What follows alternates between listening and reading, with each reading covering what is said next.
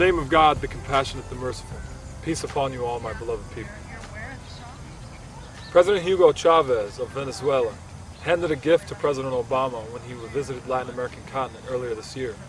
It was a book about the pillaging of the Latin American continent. The author of that book recently said that in his opinion, the only way that social ills that are in this world could end is if all richness, all wealth was taken away and everyone had equal wealth. This is an extreme. And he admittedly says it's an extreme. It's an extreme because it's a reaction to an extreme. It's the reaction to the social ill of believing that taking from the poor is how rich can become rich, and there's no way for there to be rich without there being poor. But the fact is that the divine balance that God ordained for us, that God inspired us with, doesn't dictate that the only way to solve an extreme social ill is with another extreme. Because extremes never solve problems. The fact is that God inspired us with the balance, even in the economics issue, of how to solve that inequity. The fact is that it's good for people to be rich, as long as they realize that one part of the responsibility of being rich is to take care of those who have need. It's good for people to aspire to achieve more, as long as with that higher achievement, their intent is to serve their role on earth better, to be better caretakers for earth. The fact is that the divine balance God ordained for us doesn't go to the extreme of everyone having equal wealth, nor does it go to the extreme of money pooling and continuing to pool to a wealthy few families. But it takes the balance of that to where everyone is everyone's brother's keeper, but those who have higher abilities can aspire more and aspire higher. At the same time, it teaches us that to prefer others over ourselves is really how we can attain more. It teaches us that to give of what we have is actually not decreasing what we have. It actually increases it, because even in a way that we don't realize.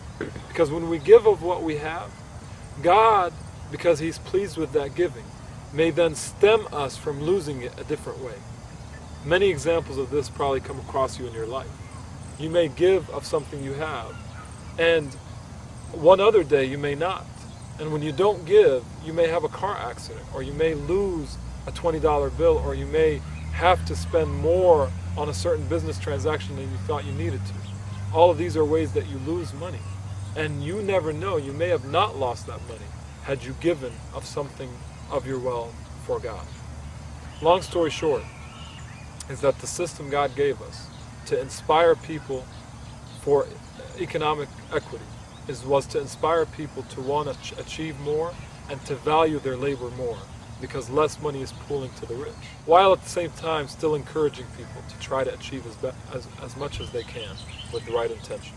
That's just an example as economy, but that divine balance is in all social ills. That's how all social ills are solved. In short, God doesn't try to ask us, God doesn't inspire us or ask us to reject our human tendencies. Our human tendencies is to want to achieve more wealth. So God doesn't tell us to reject that human tendency.